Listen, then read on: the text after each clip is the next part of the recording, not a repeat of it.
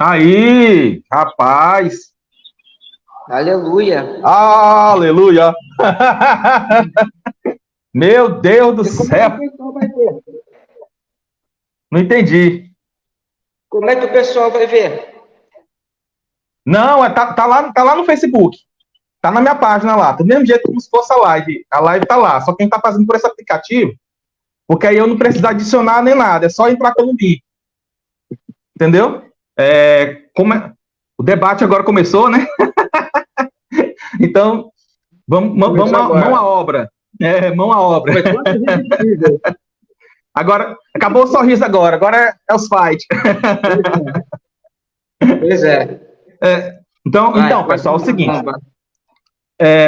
para a gente falar sobre pais da igreja e calvinismo, algumas coisas a gente precisa esclarecer antes, tá? Muito do que se conhece do que é o calvinismo na internet não é calvinismo, é ocasionalismo. Eu já tinha comentado, inclusive, com o Edu, quando a gente estava aqui conversando pelo WhatsApp durante a semana, que realmente há muita confusão do que é e do que não é calvinismo. Até mesmo dentro daqueles que se dizem realmente calvinistas e não são ocasionalistas, né? Eles não são calvinistas mesmo, eles são eduardianos. O que é isso?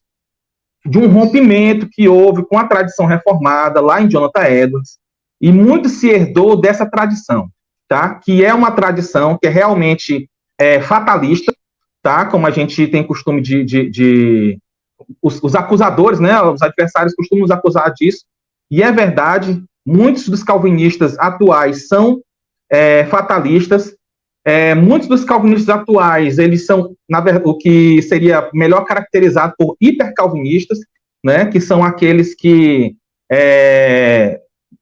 acreditam, por exemplo, na predestinação para o inferno, sem previsão de demérito, e também muitas outras crenças, como um decreto que gera necessidade, esse tipo de coisa. Então, para a gente primeiro pontuar, para a gente primeiro conversar e ter uma conversa, vamos dizer assim, salutar, é importante primeiro esclarecer o que o calvinismo não é, o que ele é e o que ele não é. Aí sim a gente consegue dizer, olha, isso aqui o pai da igreja tal se posicionaria contra isso, o pai da igreja tal apoiaria isso, porque a gente vai trabalhar aqui no campo das hipóteses, né, visto que não existia nem calvinismo nem arminianismo lá no passado. Então, o debate aqui é mais ou menos assim. Tal pai da igreja apoiaria isso? Essa doutrina pode se encontrar assim? Então, de certa forma, é um debate de campo hipotético, né, do que seria, do que poderia acontecer. Então, a gente pode pegar lá no Sínodo de Dort, no próprio Concílio de Dort, o famoso Concílio de Dort, né, o Sínodo de Dort, e lá no finalzinho do Sínodo de Dort, ele define o que é calvinismo, ou teologia reformada, isso é muito importante, né? Ele vai dizer o seguinte: portanto, este sínodo conclama em nome do Senhor a todos os que piedosamente invocam o nosso Salvador Jesus Cristo, que não julguem a fé das igrejas reformadas a partir das calúnias juntadas daqui e ali, nem tampouco a partir, isso é interessante, nem tampouco a partir de declarações pessoais de alguns professores, modernos ou antigos, que muitas vezes são citadas em má fé, distorcidas e explicadas de forma oposta ao seu sentido real. Mas deve-se julgar a fé das igrejas reformadas pelas confissões públicas dessas igrejas e pela presente declaração da ortodoxa doutrina, confirmada pelo consenso unânime de cada um dos seus membros de todo o sínodo. Eu quero dizer isso daí. Quando a gente fala de calvinismo, existe um conjunto de documentos, confissões e concílios, que amarra o que realmente é essa doutrina, tá? Então, muitas vezes a gente pega a citação de algum mestre, né, de Calvino, ou de Zante, ou de Turrentin, e aí acaba tomando aquela declaração pessoal como se fosse a declaração da doutrina realmente, né? Esses mestres, eles só podem falar pelo calvinismo quando eles estão de acordo com as confissões. Outra coisa também que é interessante, e pode nos ajudar também, na Confissão de Fé de Westminster, quando fala sobre a vocação eficaz, ou graça, que a gente chama de graça irresistível, né, que é um nome que é apropriado, mas tem que ser colocado no devido contexto. Né?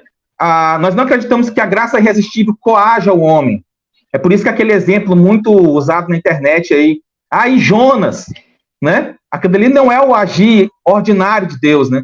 O agir ordinário de Deus é que a graça faça com que ele se volte livremente para Deus, tá? Então Deus, ele não tira a liberdade humana, tá? Quando a graça, o homem é alvo da graça. Inclusive, nós acreditamos que a graça pode ser resistida por aqueles que Deus permite que resista, tá? Então, esses pontos são importantes para que a gente possa estabelecer um bom debate. Eu vou deixar o Edu Moura fazer os comentários, inclusive ele pode até expor as fontes que ele quiser expor, porque eu já estou falando já demais, e o tempo está um pouco remido, e aí depois eu volto com as fontes dos pais que são embrionárias quanto a isso que nós acreditamos.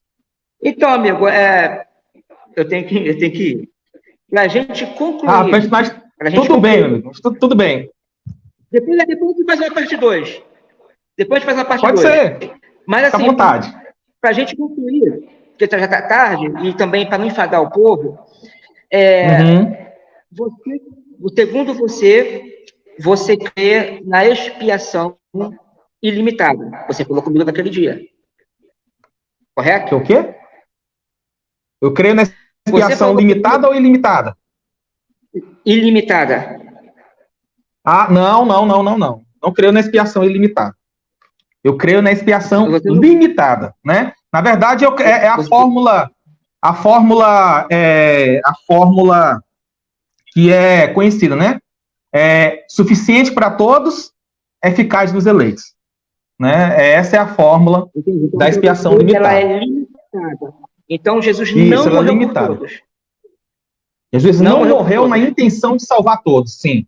Eu acredito nisso, que ele não morreu na intenção de salvar todos. Então, aonde você acha isso nos pais da igreja? Interessante. São Jerônimo, comentário a Mateus 20, versículo 28. Ele diz o seguinte: ele não diz que deu a vida por todos, mas por muitos. Isto é, por todos que crescem. Santo Ambrósio, se você é incrédulo, Cristo não morreu por você. Vamos lá. Carta de Barnabé. Só que Ambrósio? Sim, Santo Ambrósio. Tá, pode continuar. Carta de Barnabé. O Senhor suportou entregar sua própria carne à destruição, para que fôssemos purificados pelo perdão dos pecados, isto é, pela aspersão com seu sangue.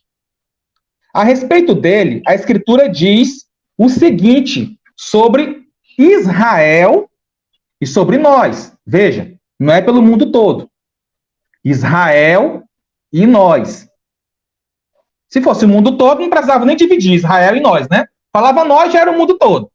Como Israel está no mundo, veja bem, Israel e nós. Está falando de quê? De Israel e a igreja. A Escritura diz o seguinte sobre Israel e sobre nós. Ele foi ferido por causa de nossas iniquidades e maltratado por causa dos nossos pecados. E nós fomos curados por sua chaga.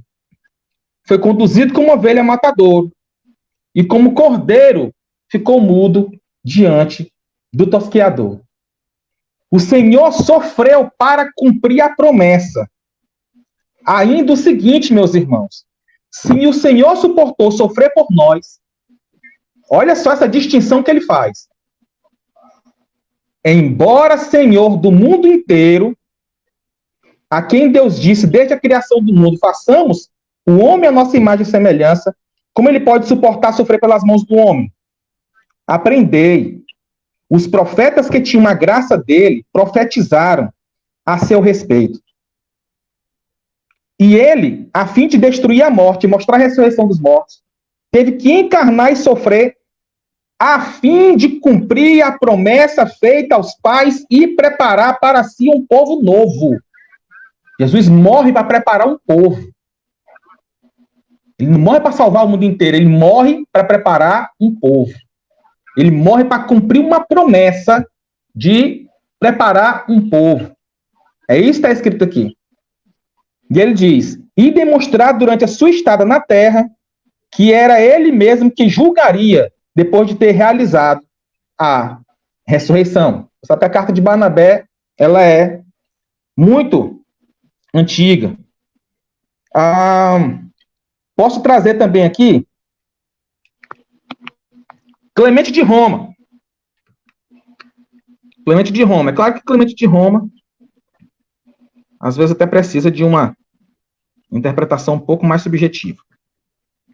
Mas deixa eu só ver bem aqui que eu... peraí. Já que sai. Aqui. Esse texto. Quem de vós é generoso, compassivo e cheio de amor? Diga ele. Quem escreve isso aí? Quem fala Clemente isso aí? de Roma. Clemente de Roma. Ah, sim. Diga ele. Se por minha causa existe revolta, brigas e divisões, eu vou-me embora. Irei para onde quiserdes e farei o que a multidão ordenar para que o rebanho de Cristo viva em paz com os presbíteros constituídos. Assim fazendo, ele adquirirá uma grande glória em Cristo e todo lugar o receberá, pois ao Senhor pertence a terra e tudo que nela contém. Assim agirem e agirão os que se comportam como cidadãos de Deus, sem qualquer remorso. Veja bem, ele começa dirigindo uma palavra à igreja, ele chama a igreja de cidadãos de Deus, nós sabemos que somos realmente, né? Somos concidadãos, né? Do céu, não é isso que a Escritura fala? Somos concidadãos dos céus. E ele diz o seguinte, para citar também exemplo dos pagãos, muitos reis e chefes em tempos de peste, admoestados por oráculos, se ofereceram à morte para salvar, com seu próprio sangue, seus concidadãos. Olha só o paralelo que Clemente de Roma faz com os reis pagãos. Ele diz que esse é o paralelo que ele faz para exemplificar o que foi a morte de Cristo. Ele diz, o rei pagão morreu pelos seus concidadãos. Primeiro ele fala, nós somos cidadãos, e diz, olha, os reis morrem pelos seus cidadãos. Aí ele diz mais, muitos abandonaram suas próprias cidades no intuito de pôr fim a uma revolta. Sabemos que entre nós muitos se entregaram às cadeias a fim de libertar outros. Não poucos se entregaram como escravos e com o preço da venda deram alimento a outros. Muitas mulheres fortificadas pela graça, ele está só fazendo paralelos entre a morte de Cristo e de outras pessoas.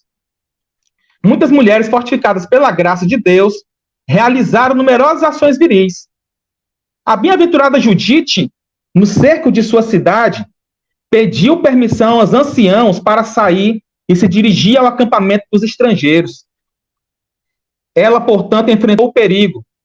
Saiu da cidade por amor à pátria e ao povo que estava cercado. Por todos? Não. Pelo seu próprio povo, pela pátria. É isso, todos os exemplos que ele cita aqui. Aí ele vai dizer, não foi o perigo menor que se expôs Esther, perfeita na fé, para salvar as 12 tribos de Israel. Todos. Não, o próprio povo dela. Que estava a ponto de perecer. No jejum e na humilhação, ela implorou ao Senhor que tudo vê, o Deus dos séculos. E ele, vendo a humildade dessa alma, libertou o povo, em favor do qual ela havia enfrentado o perigo.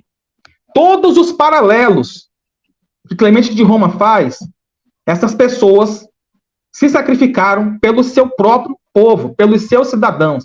E é interessante que ele já estava falando que o povo de Deus, a igreja, eram os cidadãos de Deus. Aí ele diz, olha, vocês são os cidadãos de Deus, e os reis pagãos morreram pelos seus cidadãos, Judite morreu pelo seu povo, Esther se sacrificou pelo seu povo, ou seja, o sacrifício, tudo é pelo seu povo. O texto, em hora alguma, consegue, isso nem consegue transpor isso aí, porque senão você ia dizer que o mundo inteiro era cidadão do céu. E você sabe que não é. Só é cidadão do céu aquele que crê.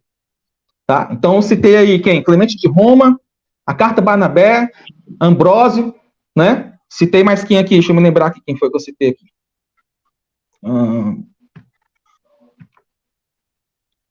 Carta Barnabé, Ambrósio.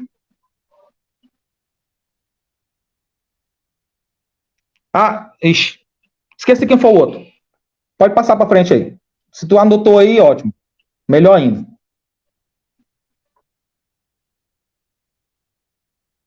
Manda ver. Pode? Então, você citou. Não, eu citei 4 autores para a gente não se estender demais, porque senão fica aquele falatório. Eu prefiro citar poucos textos e a gente trabalhar em cima deles. Não, sim, claro. Você citou o texto de Barnabé, o de Clemente, né? O que acontece? Eu entendo que há a expiação aplicada e obtida, né? E muitos dos pais da igreja refere-se à igreja, a que teve a que obteve essa expiação. Agora, quanto à expiação obtida ao mundo, olha o que Clemente vai dizer na primeira epístola, do capítulo 7. Vejamos o quão precioso é aquele sangue para Deus, que, tendo derramado para a salvação, estabeleceu a graça do arrependimento por todo o mundo. Ou seja, todos podem se arrepender. De geração em geração... Edu, tu sabe que isso é defendido pelo calvinismo também, né? Quando o calvinismo deturpa o texto, né? Tô só falando assim, que nós também defendemos que a porta da salvação não está fechada para ninguém. Que a morte de Cristo possibilita o arrependimento para todas as pessoas. Isso daí nós também cremos. Então não está diferente. Não está diferente de Clemente de Roma. Então todos também podem se arrepender. Né? Se a expiação é limitada, então a oportunidade de salvação é só para os eleitos. Essa expiação foi negada. Ela é limitada. Não é que ela seja negada, irmão. Olha, eu acho interessante. Sabe o que eu acho interessante? É que é muito fácil falar em uma eleição por presciência, ou seja, só se elege quem Deus viu que ia ter fé. Mas Deus não pode morrer com a intenção de salvar somente aquele que vai ter fé. Eu acho muito estranho isso daí, entendeu? Ou seja, no nosso pensamento, Cristo só morre pelo povo eleito porque é somente esse povo que ele sabe que vai crer.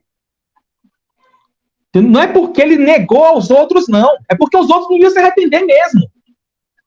Você entendeu? Entendi. Então não é que a causa... É com base da presciência, então. Ele sabia que não iriam crer, então não morreu por eles. Não, é claro que não uma presciência simples, como vocês entendem, né? Mas uma presciência de que Deus sabe de todas as coisas o tempo todo. Então Deus sabendo que eles não receberiam Cristo, então Deus elegeu eles. Como é? Então Deus sabendo, desde a eternidade, que essas pessoas não receberiam Cristo, então Cristo não morreu por eles.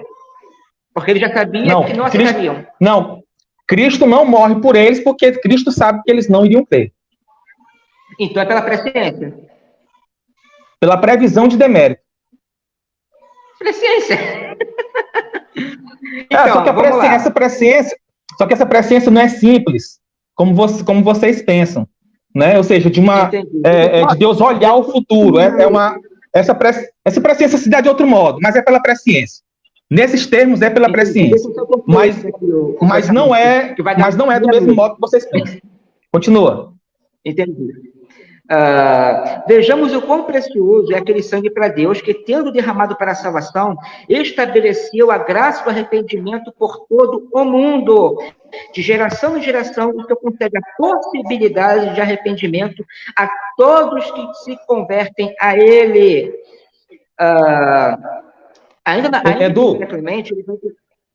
Edu, lê mais um pouquinho embaixo aí, e tu vai ver que essa possibilidade de arrependimento é só para quem o evangelho foi pregado.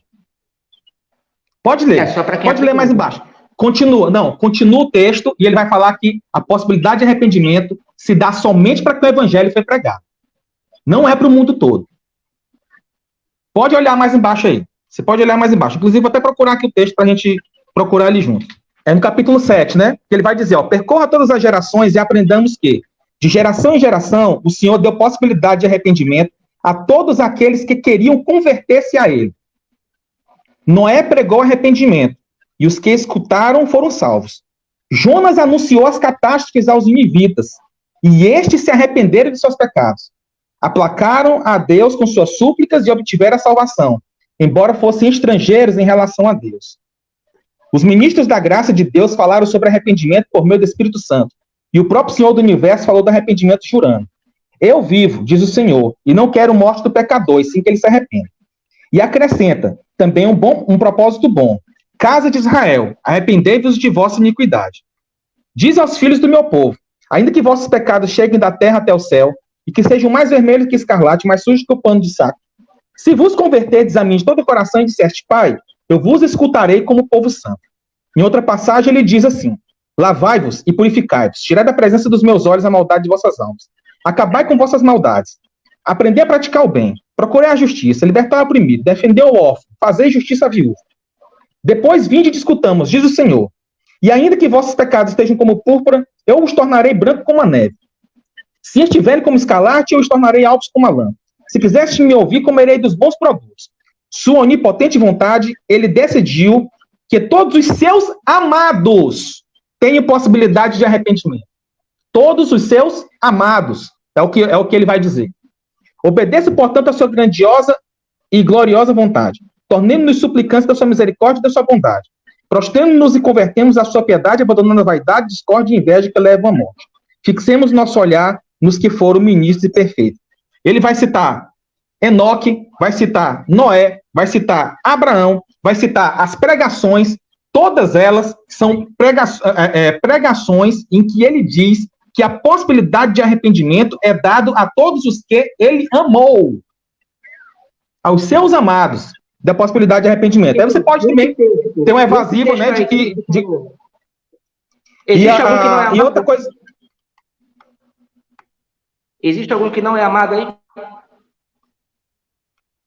Desses daqui que foi citado, não. Só que todos esses daqui, ele está falando de exemplos de pessoas que... Ele está falando da pregação do evangelho. A possibilidade foi dada a quem ouviu o evangelho. Deixa eu te perguntar. Quem não ouve o evangelho é salvo? Não. Puxa, então como é que ele deu possibilidade de arrependimento? Então como é que ele deu possibilidade de arrependimento para o mundo todo? Se não existe pregação do evangelho no mundo todo? É como você mesmo falou. É como você mesmo falou, através da pregação. Entendeu? Sim, mas a questão... mundo.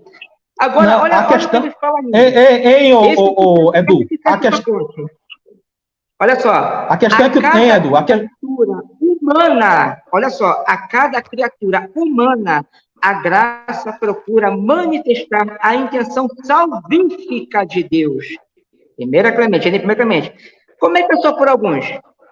A cada criatura humana, a graça procura manifestar a intenção salvífica de Deus em maneiras circunstancialmente adequadas àquele indivíduo, pois a graça de Deus que traz salvação se manifestou a todos os homens, e é ela que nos ensina a dizer não à impiedade e às paixões mundanas, e a vivermos uma vida autocontrolada, reta, santa, nesta presente era, enquanto esperamos a abençoada esperança. A ninguém, nem mesmo ao fiel recalcitrante, Deus nega a graça suficiente para a salvação. Ou seja, a expiação aqui é para todos, não só para os amados. Não. Olha o final. A ninguém, nem mesmo ao fiel recalcitrante, Deus nega a sua graça suficiente para a salvação. O que tem a ver, Edu, o que tem a ver graça com expiação, irmão? Ele está falando que a graça foi para todo mundo, irmão. Sim, ele está falando que a graça está sobre todo mundo. E o que tem a ver isso com expiação? A graça com expiação. Olha o que ele vai dizer aqui. A graça suficiente para o quê? Salvação. Salvação na expiação não, irmão. A cada criatura humana, a graça procura manifestar a intenção salvífica de Deus. Eu estou só procurando bem aqui, nas nossas confissões, onde diz que a graça é para todos os homens.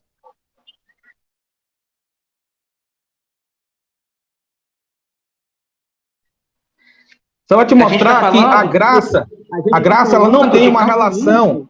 Nos pais da igreja. Não, a gente está falando de calvinismo nos pais da igreja. As confissões é lá para trás. Você tem que pegar essas confissões e tentar achar nos pais da igreja aonde elas encaixam. Não, tá o que eu estou dizendo é que esses textos... Não, Edu, o que eu estou falando é que esses textos não contradizem o que a gente crê. Você entendeu? Ninguém aqui... É só pegar qualquer texto calvinista. Não negamos que a graça seja sobre todos os homens. A questão é que Jesus Cristo não morre por aqueles que negam a graça. Essa é a questão. Então... Não é a questão de... Ou seja, quando Jesus Cristo não morre na intenção de salvar aqueles que negaram a graça. É essa a crença da expiação limitada. Você entendeu? Ou seja, tu afirmar que Clemente de Roma falou que a graça está sobre todos os homens, isso aí também a gente crê. Entendeu? A questão é, Cristo morreu na intenção de salvar quem? Quem creu. Seja por presciência, seja por decreto, que você imaginar aí. Entendeu? O próprio Clemente de Roma vai dizer que Cristo morre pelos seus cidadãos. Entendeu? Então, a questão não é se essa graça está sobre todos ou não. Isso é a graça aplicada, entendeu? Ela se aplica aos que creem, irmão. Não quer dizer que a graça, que Deus negou essa graça àquela outra pessoa, ao que não crê, né? E você citou também Ambrósio de Milão, né? Que falou que Cristo morreu só para os cristãos, né? E aqui é interessante que sobre os sacramentos, no livro 2, ele fala assim: vês, portanto, que a enfermidade de todos os homens é tirada através da cruz de Cristo. Ele não fala que é só aos crentes, né? E ele fala assim também sobre o Salmo 118, no sermão 8. Cristo padeceu por todos e ressuscitou por todos. Mas se alguém não crê em Cristo, está privando a si mesmo desse benefício universal. Ele empreendeu a salvação, a redenção para todos. Ele trouxe um remédio pelo qual todos pudessem escapar, apesar de alguns não desejam ser curados.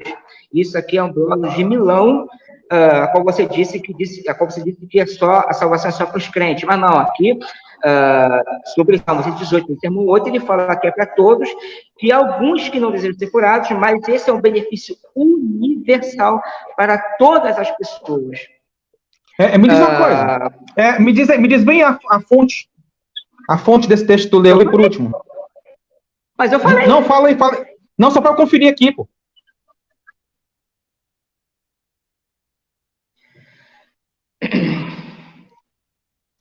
Você que não me citou a fonte, mas eu falei. Não, pô. É sobre os sacramentos, volume 2. Sobre os sacramentos? E sobre o Salmo 118, no sermão 8. E o irmão não me falou a fonte a qual você disse que Ambrósio falou que Jesus só morreu pelos crentes. Continuando.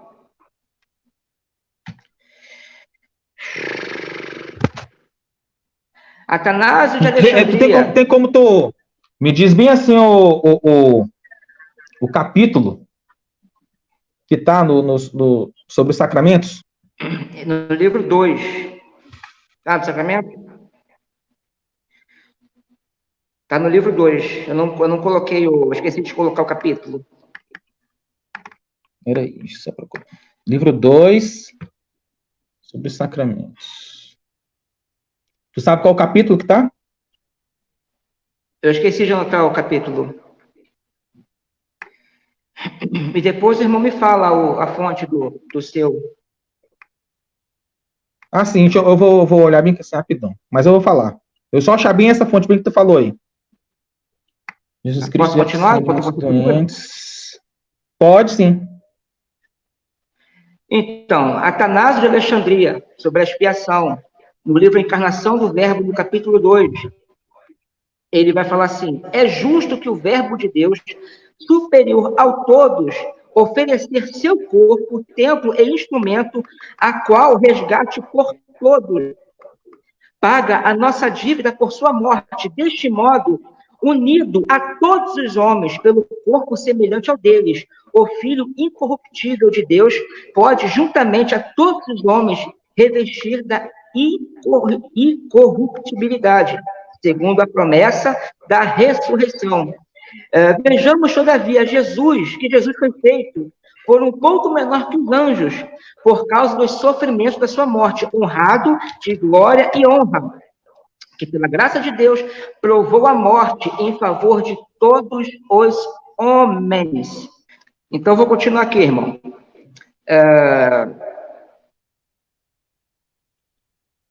Cara, assim que tu puder, me passa essa fonte aí do Ambrósio. Tá, eu vou aqui e vou te mandar. Inácio de Antioquia. Eu não tô achando aqui. Eu vou mandar aqui, eu vou pegar aqui e vou te mandar. Inácio de Antioquia, na Epístola aos Filipenses, na Epístola Epúrias, que são fragmentos. Ele vai dizer assim: Inácio, também chamado Teófilo, a igreja de Deus que está em Filipos, que obteve a misericórdia na fé e paciência e o amor não fingido. Misericórdia e paz da parte de Deus e o Pai, é ao Senhor Jesus Cristo, que é Salvador de todos os homens, especialmente aos que acreditam. Também tem aqui o de Clemente, de Alexandria, que ele vai falar sobre a expiação. Olha o que ele vai falar aqui, Clemente, na obra Escromata, no livro 7, capítulo 2. Ele, pois, é o Salvador, não o Salvador de alguns e de outros não, mas em proporção à adaptação possuída por cada um. Ele dispensou a sua benevolência tanto os gregos quanto os bárbaros, mesmo aqueles que foram predestinados, e no devido tempo chamados fiéis e eleitos. Nem pode aquele que chamou a todos igualmente, e atribuiu honras especiais àqueles que acreditam de uma maneira especialmente excelente. Ou seja, ele fala que os predestinados é aqueles que creem de uma forma excelente, ou seja, aqueles que creem. No livro 4, no capítulo 9, ele vai dizer assim: pois eu me atrevo a afirmar que, assim como é predestinado, por meio do que fará, o obterá.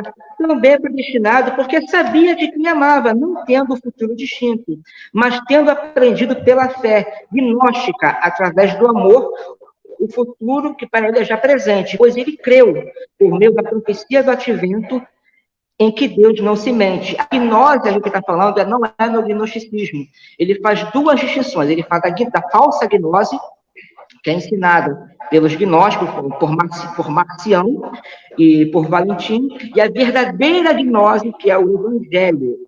No livro Pedagogo, no livro 1, ele diz assim: pois a única salvação universal da raça humana, visto que todos são iguais perante Deus, justo e amoroso. O Senhor, percorrendo a todos os métodos de tratamento curativo, chama a humanidade à salvação. No livro 6, ele vai dizer assim, no livro 6, aqui do Pedagogo. Pois todos vocês são filhos de Deus pela fé em Jesus. Pois todos foram batizados em Cristo e se revestiram em Cristo. Não há palavras apenas de alguns iluminados, gnósticos, mas todo aquele que abandonar os seus desejos carnais serão iguais e serão igualmente espirituais perante o Senhor. Aqui no livro Exortação aos Pagãos, ou Exortação aos Gregos, como está em algumas traduções, ele fala assim, no capítulo 1, segundo o maravilhoso apóstolo, a graça de Deus, a salvação apareceu a todos os homens, ensinando a renunciar à impiedade e às paixões do mundo, Já no capítulo 9, ele vai falar assim: por ser filantrópico, o Senhor convida todos os homens para conhecer a verdade. E mais abaixo ele vai dizer: entretanto, quanto mais são ímpios, mais filantrópico Deus se mostra a eles. Ele quer de fato que, em vez de escravos, nos tornamos seus filhos. No capítulo 10, crede vós, isso aqui já é uma pregação aos pagãos. Ele fala assim: crede vós, todos os homens, no único Deus de todos os homens, crede e recebei a recompensa da salvação. Então, a expiação ilimitada, ela é clara em toda a patrística. Não existe expiação ilimitada, que Cristo morreu apenas por um grupo de pessoas, apenas por um grupo de homens. A expiação, ela é ilimitada. Vou ver se eu acho mais um texto aqui. Vamos lá. Falei de Clemente, agora a expiação ilimitada em Clemente de Roma, na Apologia 2, capítulo 15. Acrescentamos nossas súplicas a Deus, para que a todos os homens de todo mundo seja concedido conhecer a verdade. Também vós, em vosso interesse, julgueis com justiça, de acordo com a vossa piedade e filosofia. No livro 2, de Irineu de Leão, né? Ele vai dizer assim: sem saber desprezam sacrilegalmente o próprio Deus Criador, que enviou Cristo para a salvação dos homens. No livro 3, no capítulo 11, ele vai dizer assim: segundo os hereges, o verbo não se fez carne, nem Cristo, e nem é salvador de todos. Ou seja, só os hereges acreditavam que Cristo não era salvador de todos. No livro 5, do capítulo 1, ele vai dizer assim: o Senhor, pois, nos remiu através de seu sangue, dando a vida em favor de nossa vida, a sua carne em favor da nossa carne. Derramou o Espírito do Pai para que fosse possível a comunhão de Deus com o homem, e trouxe aos homens, mediante o Espírito, e levou os homens a Deus mediante a sua encarnação. Primeiro ele fala o quê? Nós. Ele fala a igreja. Depois ele fala os homens. Continuando aqui. Escromata, eu já falei da expiação. Ambrósio de Milão também, eu já falei. João Crisóstomo, né, na homilia 8, ele vai dizer assim: após declarar que o mundo se tornou culpado perante Deus, porque todos os homens pecaram, não é possível obter a salvação de outro modo a não ser pela fé. Né? Aqui na incompreensibilidade de Deus, na homilia 2, fujamos da companhia deles e contendemos-nos com rezar e implorar de Deus, que ama os homens e quer que todos se salvem e cheguem ao conhecimento da verdade, para que os liberte do erro da cilada do diabo e conduza-os à luz. Na homilia 5, João Crisóstomo, ele vai dizer: quanto mais ímpios eles são, mais devemos rezar por eles e interceder em sua intenção, para que desistem, enfim, de sua loucura, de modo que a nossa atitude será aceitável diante de Deus, nosso Salvador, que quer que todos os homens sejam salvos e cheguem ao conhecimento da verdade. Quer falar alguma coisa, irmão? Rapaz, agora eu posso falar, né? Agora eu posso falar. Pode falar? Quer falar? Posso falar sim. Posso sim, rapaz. Posso falar sim. Edu, eu não nego, nem vou negar, que a grande maioria dos pais da igreja tiveram uma teologia da expiação em que abrangia todas as pessoas do mundo. Primeiro porque a teologia principal dos pais da igreja, quanto mais primitivo, mais ela se aproximava de uma doutrina da expiação chamada Christus Victor, que pregava, não era essa morte substitutiva, como é comum hoje se acreditar tanto no arminianismo como no calvinismo. Tá? A substituição penal era pouquíssimo falada, embora você consiga achar um texto ou outro, mas ela não era desenvolvida, ela foi se desenvolver só mais na frente.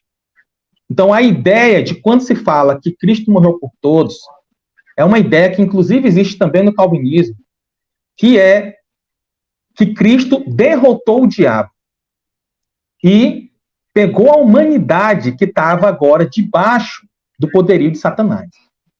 Entendeu?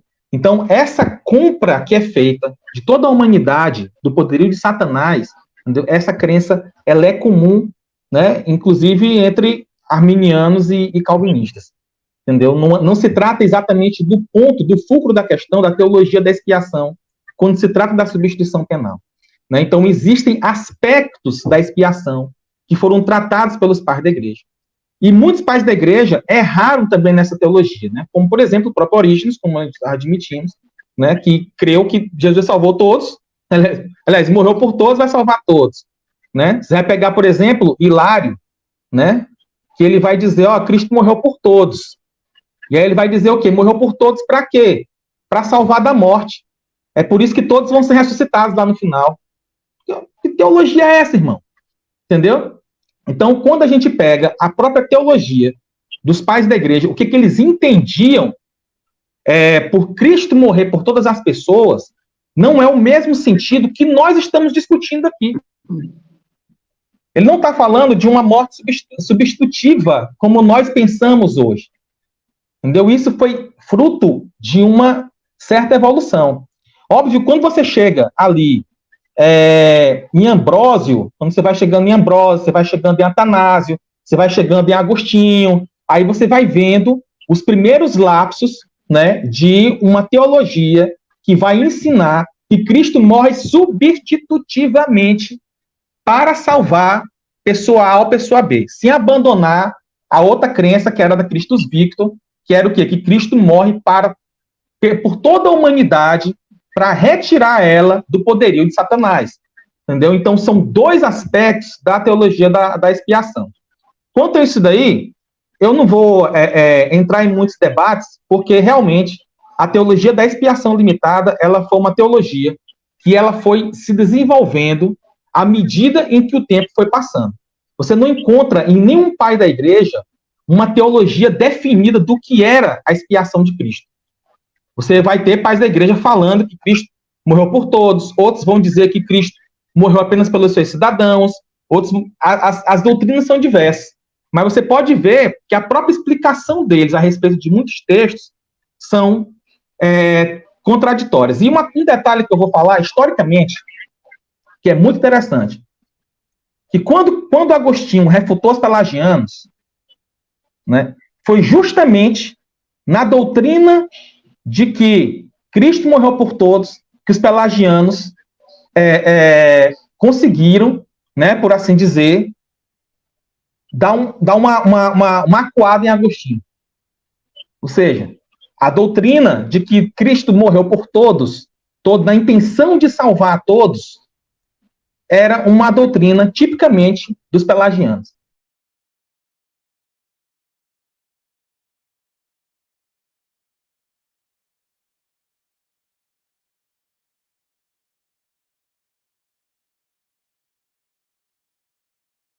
Entendeu? Dos opositores na época. Ou seja, quando houve o debate, quando se separou para discutir a questão da expiação, foram os pelagianos que ficaram com essa doutrina. Entendeu? Então, o que tem que ser visto? Uma coisa que eu vou falar aqui historicamente que é interessante também. Só para fazer uma analogia. Cristo foi chamado de Deus a primeira vez depois da metade do século II.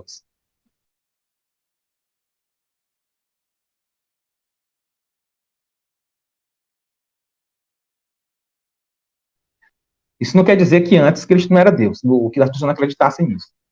A palavra Trindade foi aparecer no final do século II.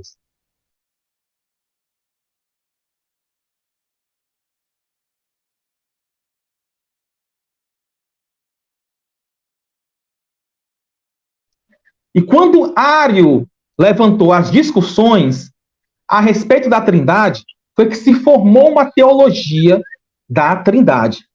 Foi quando se começou a discutir união hipostática, começou a discutir se o Espírito Santo era uma pessoa ou não.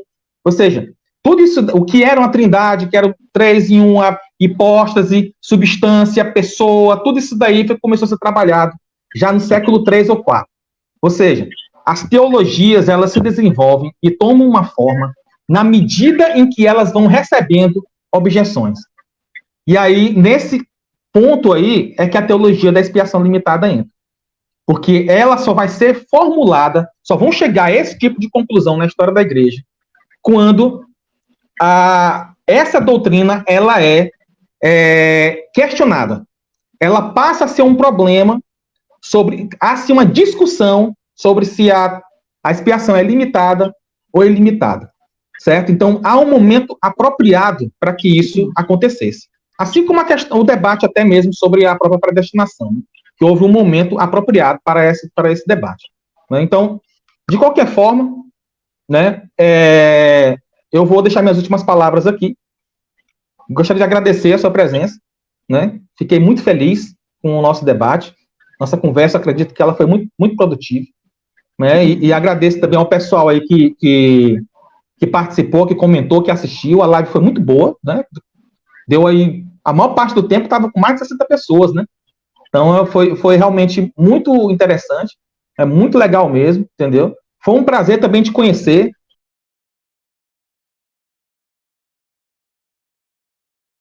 Né? Que é bom a gente ter esse contato tete a tete, né? De olho no olho, e a gente se respeita mais, né? Eu acho que a gente sempre cresce nesse contato mais próximo, né? Que a rede social deixa a gente muito mecânico, né? A gente não consegue enxergar mesmo o outro ali, né? Acaba que é mais fácil se exceder, é mais fácil a gente perder ali os cabrestos ali, né? Mas quero dizer também que Deus te abençoe, né? Que você possa continuar seus estudos, que você possa estar crescendo na graça e no conhecimento de Deus, entendeu? E que mais à frente a gente possa continuar nossos contatos, possa continuar nossas conversas, e que a gente possa aprender cada dia mais um com o outro. Né? Eu agradeço. Se você quiser deixar suas palavras finais aí. Não, eu vou deixar a irmã falar um pouco, né, da teologia antiga. E o que acontece? Eu não vejo a Pelágio abordar expiação. Não vejo. A expiação dele é a mesma dos pais antigos.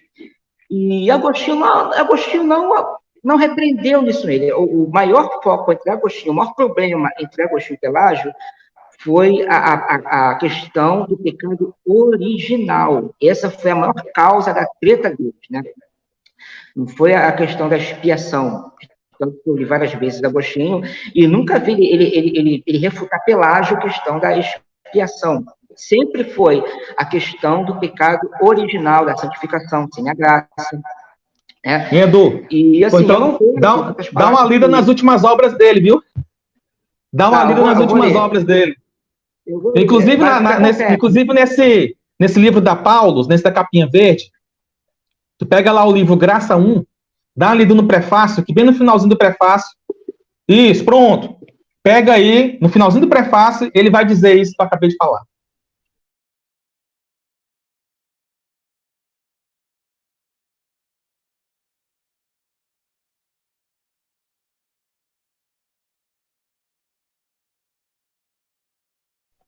Não, dá uma olhada lá. Deixa eu só concluir. Mas pode concluir. A irmã falou que eu não vejo essa expiação que o irmão falou, tentou defender nos pais da igreja. Eles eram claros, né? Que Cristo morreu por todos. Então, assim, o irmão, eu entendi o jogo do irmão. O irmão tentou ensinar que os pais da igreja eram hereges e tal, né? E a questão de Hilário de Poitiers, ele ensinava, assim, que salvação é para a ressurreição, só que na ressurreição para a glória, né? Porque o salvo a gente pode citar, mas para se encontrar com o Senhor. Então, a gente tem que ler toda a obra, né? Para entender o que está acontecendo. E eu vou deixar agora minhas últimas palavras de verdade. Vou deixar aqui as minhas últimas palavras. Foi muito bom te conhecer, irmão. Não estou sendo demagogo, estou falando a verdade. Porque a gente, no nosso primeiro encontro, realmente houve um problema, mas conversando contigo no WhatsApp, aqui é até melhor. Eu vou deixar as últimas observações, irmão. Flávio Joséfo, no livro 3, da História dos Hebreus, capítulo 9, ele diz que a seita dos essênios acreditavam que tudo já estava determinado, que nada acontece, e que nada acontecesse não estivesse determinado. Mila Burrows, no documento do Mar Morto, da página 255, a seita acreditava que, como resultado da dupla predestinação divina, se constituía um grupo de luz na parte da humanidade. Eles se julgavam os predestinados à salvação por pertencer a esse grupo de luz. Já os outros nasciam destinados da nação eterna. No gnosticismo, Tertuliano contra Valentim, Ireneu de Leão contra as heresias, Hipólito de Roma contra as heresias, Clemente de Alexandria, Nova Estromaca, eles buscaram a heresia de Valentim, o gnóstico do século II, a qual eu falei anteriormente. Havia 3 grupos, né, de pessoas: os pneumáticos, os que receberam a iluminação do Espírito antes de ter nascido. A função de Cristo era despertar esse espírito que já nascia na vida salva. A Camote, que era um dos iões do Demiurgo, impõe apenas um pequeno grupo de pessoas essa iluminação para que nasça com a natureza salva. Quanto aos ílicos, não receberam essa iluminação, então já nasciam com a natureza perdida, incapaz de salvação. E os psíquicos é aqueles que talvez poderiam ter salvo. Segundo Valentim, o Demiurgo criou a matéria e a Camote criou o espírito, mas ela implanta em apenas alguns os que serão salvos. Já o maniqueísmo, J. Terry Cole, da Universidade de St. Paul, do Canadá, ele vai dizer em sua obra, O Legado Maniqueísta, ele diz que existia 2 grupos de homens no maniqueísmo. Um representava a raça das trevas e o outro a raça dos iluminados. A raça das trevas eram os terrenos, que pela ausência de luz em si já nasciam destinados à destruição. Os iluminados, que eram chamados de eleitos, que já nasciam com partículas de luzes, que era libertado pelo conhecimento em rituais litúrgicos, e esse conhecimento só era revelado aos eleitos, que foram predestinados à salvação. Essa é a soteriologia maniqueísta. Segundo o professor de patrística de religiões antigas, Johannes van Hoots, da Universidade de Oxford, da Universidade de Londres, da Universidade de Warwick, em sua obra História do Gnosticismo, e também segundo Wallace, em sua obra History of Philosophy, eles dizem que a dupla predestinação e o determinismo são ausentes na ortodoxia cristã primitiva, e que as únicas religiões que defendiam uma predestinação aos modos calvinistas e o determinismo eram a seita dos essênios, a seita gnóstica e a seita maniqueísta. Segundo Sininger, em sua obra Influência Gnóstica, ele diz que a predestinação de Agostinho é muito semelhante à predestinação maniqueísta, a qual ele pertenceu por quase 10 anos, como ele mesmo assume em sua obra Confissões. E segundo o próprio Agostinho, em sua obra Doutrinas da Religião Cristã, ele mesmo afirma que existem dogmas do paganismo que pode ter proveito para a religião cristã.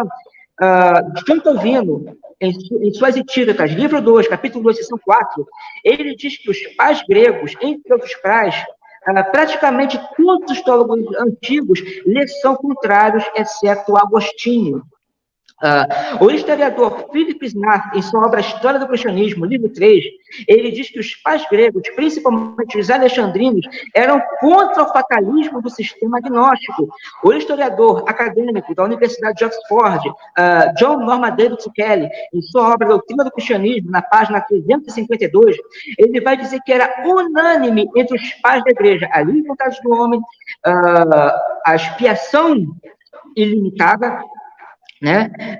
Que esse pensamento era antimaniqueísta, que negava o livre-arbítrio e ensinava o determinismo, inclusive até que Deus era o autor do mal moral, que era o pecado, era causado por Deus, né? Agostinho, em sua obra Contra os Maniqueístas, rebate esse pensamento, dizendo que o mal não poderia ser causado por Deus, porque o mal, ele é a ausência de Deus.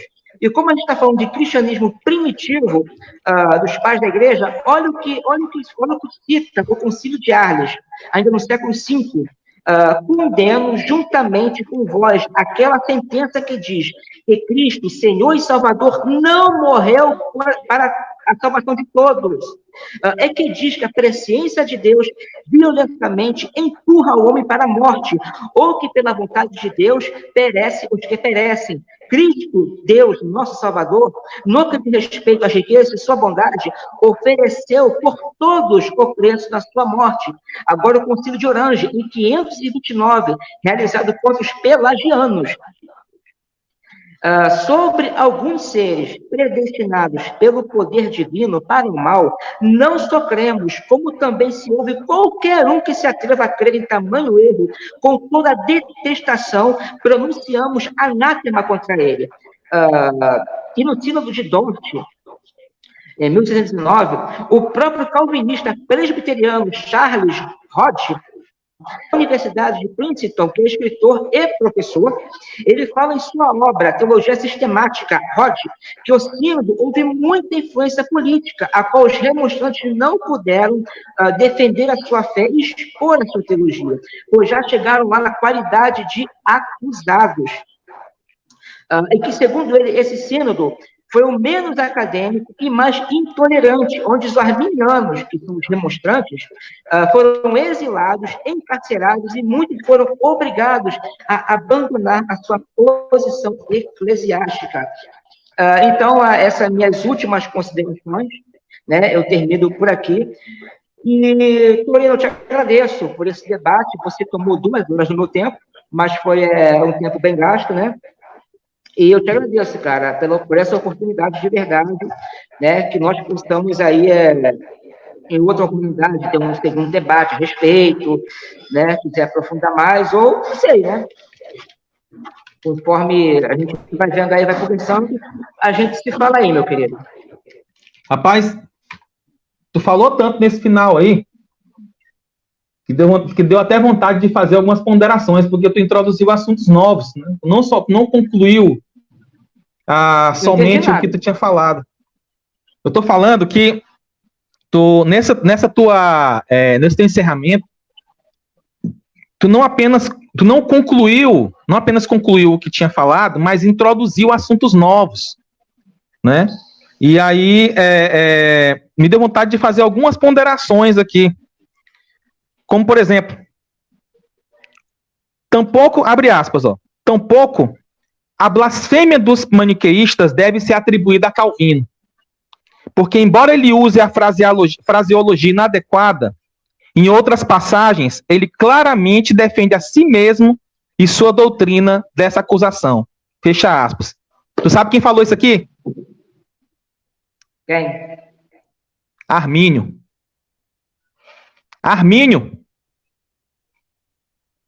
disse que Calvino não era maniqueísta. Entendeu? Armínio então, não era maniqueísta. Mas como você mesmo falou, muitos calvinistas hoje são, irmão. Eu acho que os arminianos hoje que são maniqueístas. E qual arminiano ensina que Deus predestina pecado? Não, mas o maniqueísmo não se resume a isso. O maniqueísmo também ensina que existem 2 deuses, certo? Um que produz todo o bem e outro que produz o mal independente desse que faz o bem. Não é o que vocês ensinam quando diz que o homem livremente peca independente de Deus? E de onde isso ensina que 2 almas? Isso é maniqueísmo. Se alguém produz um mal independente de Deus, isso é maniqueísmo. Você tem 2 deuses. Não. Maniqueísmo, o homem tem 2 almas. O homem tem 2 almas. Não. O que eu estou falando, o maniqueísmo, existem 2 deuses, mas tudo bem. Vamos passar para frente. Vai procurar lá. O maniqueísmo, ele é dualista. Isso é um aspecto antropológico, não teontológico do maniqueísmo, Edu. Você está confundindo as coisas. Eu estou falando do aspecto ontológico do maniqueísmo, não do aspecto antropológico do maniqueísmo. Tá? No aspecto teontológico, existiam dois deuses, eles eram dualistas. E o mal acontecia totalmente. O mal acontece totalmente independente do Deus bom. E aí é exatamente isso aí que os arminianos pregam hoje, né? Não Armínio, tô falando hoje, modernamente. Ou seja, vocês são tão maniqueístas quanto aqueles que vocês dizem acusar. Agora, o próprio Armínio disse que Calvino não era maniqueísta. E isso aí você vai ter que discordar do próprio Armínio. Agora sim, cara, eu acho que tem coisas que a gente tem que conseguir manter a coerência, né? Porque o tanto que eu falei aqui, que nós ensinamos o livre-arbítrio, que nós não ensinamos que Deus decreta o pecado, que nós não ensinamos que Deus é o autor do pecado, tanto que foi falado isso daí, aí, poxa, aí depois tu repete um monte de textos afirmando a mesma coisa, como se eu tivesse falado exatamente o contrário, entendeu? Então, tem coisas que a gente tem que... que a gente tem que manter a coerência. Só para encerrar bem, que é a respeito dos concílios. Né? A respeito dos concílios, duas coisas que eu gostaria de falar. Uma, tu é credo batista, né? Não entendi. Tu é credo batista? Que é batismo infantil? Sim. Não, eu sou contra. É contra. Mas tu sabe que era unanimidade entre os pais da igreja o batismo infantil, não sabe? Sim. Então, qual é a relevância para ti real de uma unanimidade de pais da igreja em qualquer doutrina se tu só aceita aquilo que tu quer?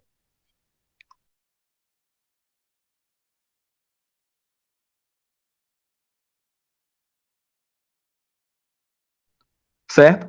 Segunda coisa, Concílio de Elvira. Concílio de Elvira diz que todo homem que é pastor, ou presbítero, ou bispo, não pode se casar. Concílio de Elvira. Certo? Eu tenho certeza que tu não está disposto a aceitar isso. Nenhum protestante está. Mas, no entanto... Desse concílio? Como é? Qual o ano desse concílio? Concílio de Elvira. Elvira. Você pode ir lá no Denziger. Vai no Denziger, Concílio de Elvira. Vai no Denziger. Eu passo para ti, que lá tem todos os concílios. Mas qual o ano? Ah, o ano. Deixa eu só voltar bem aqui. 300 e... Concílio de Elvira.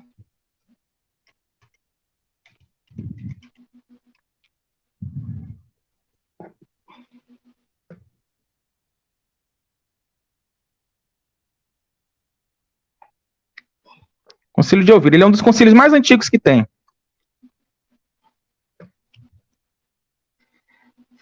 Tem aqui, ó. Concílio de Elvira. Estou só esperando aqui para poder aparecer a data.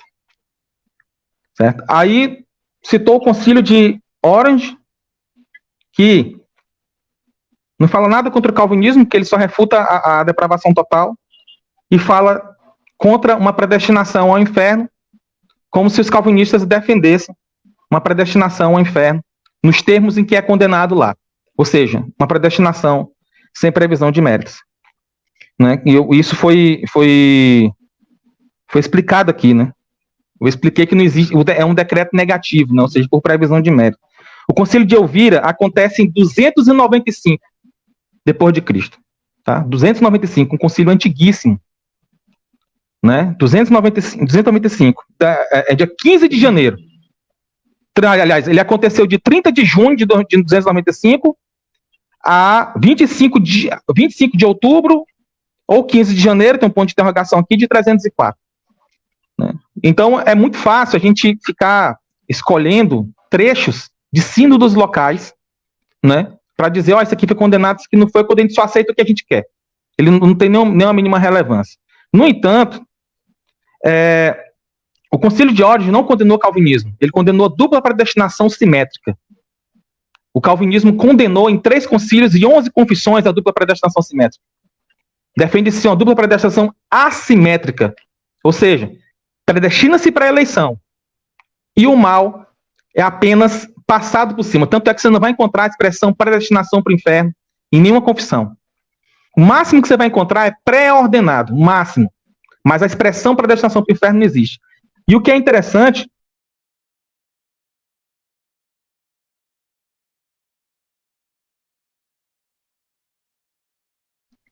é que você vai encontrar a expressão predestinação para o inferno no Concílio de Valença. Né? A expressão. É claro que eles querem dizer outra coisa. Né? E tem outra coisa também. Não. O Concílio de Valença é basicamente o que os calvinistas se baseiam. Ele vai dizer o seguinte, ó. Assim professamos com fé a predestinação dos eleitos à vida e a predestinação dos ímpios à morte. Concílio de Valença. Na eleição daqueles que devem ser salvos, a misericórdia de Deus precede o mérito, ou seja, não vê fé. Mas na condenação dos que perecerão, o demérito precede o justo juízo de Deus, que é o que nós cremos. O Sínodo de Dort, ele baseou a sua escritura no que está escrito aqui no Concílio de Valença, que foi um concílio que aconteceu. Deixa eu ver aqui a data certinho. 625. É exatamente a mesma doutrina. A reprovação é por previsão de mérito. A eleição sem previsão de méritos. E quando eles falam de previsão de méritos, eles incluem a fé também. Viu? Isso aí é interessante. Tá? Ou seja, quando o arminiano fala de uma eleição por previsão de fé, no concílio ele entenderia isso por mérito. Inclusive, é o mesmo argumento que Lutero usa e que depois os luteranos passaram a usar contra os próprios arminianos. Isso em 625. Né? Você vai encontrar problemas no próprio concílio de Orange contra os arminianos, se você for realmente cavar o texto, né? Porque ele fala que não é da vontade do homem que pode fluir, ou do livre-arbítrio que pode fluir qualquer bem do homem. Né? Isso aí é interessante, porque no sinergismo arminiano, certo, mas se o livre-arbítrio não produz bem nenhum, por que tu passou o debate todo falando sobre livre-arbítrio, irmão? Porque na igreja primitiva era ensinado que o livre-arbítrio ele é amadurecido por Deus para que possa fazer boas coisas. Eu citei Irineu de Leão, eu citei Clemente de Alexandria, eu citei Agostinho, a qual todos eles defendiam que Deus é o encontro do homem, restaurar o seu intelecto, para que essa graça, através dessa graça, pudesse fazer coisas boas.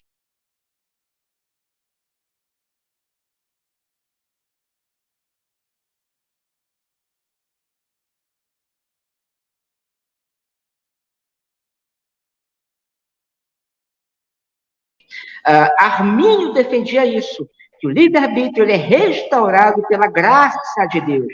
Nenhum arminiano ortodoxo vai defender que o homem pode fazer coisas boas, espiritualmente boas, sem o auxílio da graça. Né? Quem ensinava que o homem pode fazer coisas espiritualmente boas e a Deus santificar, eram pelagianos. Isso não é arminianismo, entendeu? Assim como você falou, que eu quero atribuir ao calvinismo... Vamos lá, Eduardo. Concílio de Orange. Concílio de Orange, o mesmo que você citou. Que não condena calvinismo, como já lhe falei, porque nós não pregamos a predestinação para o inferno. Não nos termos que está condenado aqui. Quem? Não. Mas mostra nas nossas confissões. Mostre nas confissões. Calvinista, se um calvinista for para o inferno agora, quer dizer, todo mundo vai, a opinião particular dele, irmão. Entendeu? O que ele vai fazer com ele mesmo, com as crenças dele, aí é com ele. Tem um documento que diz o que nós cremos. Entendeu? Agora vamos aqui, ó. Concílio de Orange. Eu sei que tem calvinistas que ensinam isso, mas eles foram condenados. Entendeu? Eles são hereges. Pelo próprio calvinismo. Isso é importante. Porque hoje em dia todo mundo fala o que quer. A verdade é essa. Entendeu? Presta atenção, ó. Tem arminiano. Olha, presta atenção, ó. Eu vou dizer que o negócio aqui, existem arminianos hoje que se dizem arminianos, mas na verdade são pelagianos. Não, isso eu Mas sei. você não viu. Exato, mas você não viu usando esse argumento contra você, certo? Porque eu sei que arminianismo não é isso. Mas você não viu eu usando esse argumento. Eu tô falando, mas você não viu eu usando esse argumento contra você.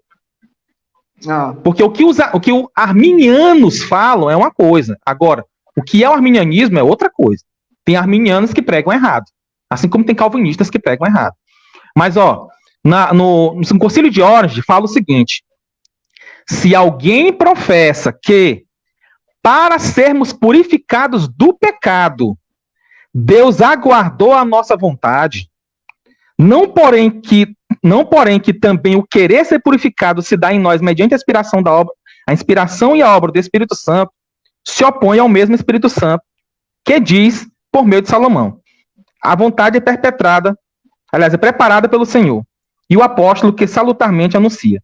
É Deus que opera em vós, tanto o querer como o realizar, segundo o seu beneplácito. Né? Esse texto, ele basicamente tem algumas coisas que são importantes que a gente tem que ressaltar aqui. Primeiro, que Deus não aguarda a nossa vontade, né? Senão que essa vontade, como você falou, tem que ser preparada pelo Espírito Santo. Mas é importante que a gente não caia na ilusão de que exista uma previsão da própria vontade do homem. Por que eu estou falando isso? Porque, embora os calvinistas não neguem o livre-arbítrio, né, você vê realmente pouca ênfase no livre-arbítrio. Por quê? Porque realmente do livre-arbítrio não procede bem nenhum, cara. Do livre-arbítrio não vai proceder bem nenhum. Entendeu? Então, assim, essa ênfase no livre-arbítrio, ela é problemática para nós, porque toda vez que a gente fala livre-arbítrio, a gente pensa em quem? Pensa em Pelágio. A gente não pensa nesse livre-arbítrio comum, né? Nossa, entendeu? Aqui, entendeu? Então, assim, às vezes, realmente, você vai ver o cara falando coisas, né, contra o livre-arbítrio, mas nós estamos sempre pensando em Pelágio, né? Mas condeno juntamente com muitos outros, né, que arminianismo seja pelagianismo. Inclusive, em meu livro, né, eu faço uma defesa de Armínio com relação a isso, né?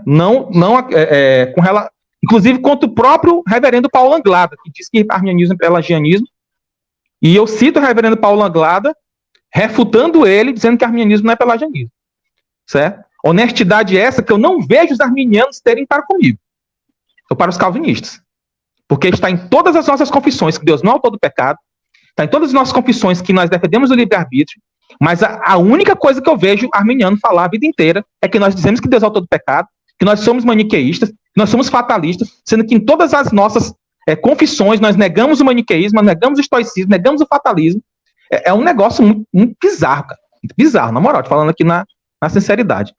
Mas, como já falei dos concílios, falei e aí sobre o sino de Dort. Cara, o Roger Olson, naquele livro dele, a teologia arminiana, a literatura arminiana não, história do cristianismo, ele mesmo vai dizer que os remonstrantes fizeram discursos eloquentes. Ou seja, o próprio Roger Olson, não vou nem citar uma fonte calvinista, porque só o que tem é citações de Simão Episcópio no Sínodo de Dort. Falou mais que a mulher da cobra, como diz o ditado aqui no Nordeste.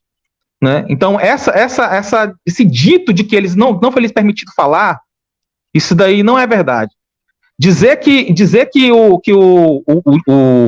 concílio não foi acadêmico, cara, para ter ideia, a delegação que veio da Inglaterra defendeu a expiação ilimitada. Lá, os quatro homens que foram para lá, saíram de lá tranquilamente. Não teve problema nenhum. O presidente do concílio foi condenado, irmão.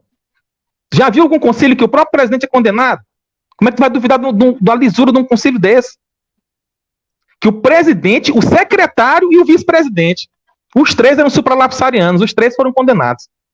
Porque o supralapsarianismo foi condenado nessa ocasião.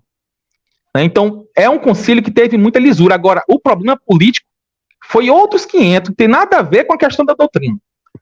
Entendeu? Foi um problema que não vale a pena entrar agora nos detalhes aqui, que nós já estamos com 3 horas e 34 de debate. Então, mas de qualquer forma, Edu, Vamos encerrar, que a gente não encerra nunca esse negócio aqui. Vamos ficar falando aqui até dar uma dor. Já são 12h43 já. O irmão, quando o Ramos falou do seu calvinismo, falando do calvinismo ortodoxo, né? Quando eu cito o maniqueísmo, né, eu não estou me referindo... Eu entendi o que você falou. Entendeu? Eu entendi as suas posições, a sua crença no livre-arbítrio. Você não crê que Deus decreta pecado. Eu entendi a sua colocação. Só que esse debate aqui não é só para nós dois, é pro ouvinte. E você sabe, assim como eu sei que existem arminianos pelagianos, você também sabe que existem calvinistas maniqueístas. Você sabe que muito calvinista ensina, sim, que Deus decreta pecado, que Deus é autor do pecado, que cada ação que eu me faz é porque Deus decreta que eu me faça, entendeu? Então, o que eu abordei aqui não é com base na sua pessoa, no que você falou, mas é com base no que eu ouço constantemente, no que eu ouço, no que eu leio. Tá me entendendo? Endo, tu tá tão certo. Endo, tu tá tão certo. Tu tá tão certo que foi por isso que eu escrevi esse livro aqui, ó. Esse livro eu escrevi mais para calvinistas do que para os outros. Porque nesse livro aqui eu esclareço justamente isso. Que nós não negamos o livre-arbítrio, Deus não é autor do pecado. E explico também como e por quê. Né? Então, eu sei do que tu está falando. Eu sei disso. Né? E eu só entrei no debate porque eu defendo o calvinismo ortodoxo, como você mesmo falou, o calvinismo clássico. Né? Se eu fosse um calvinista ocasionalista, moderno, eu realmente não teria do que entrar no debate. E aí, é sem chance, né? É sem chance. Fatalismo. Pelo amor de Deus, que vai dar 1h da manhã, eu tenho que ir embora. Vamos encerrar, meu irmão. Muito obrigado, viu? Rapaz. Eu que agradeço.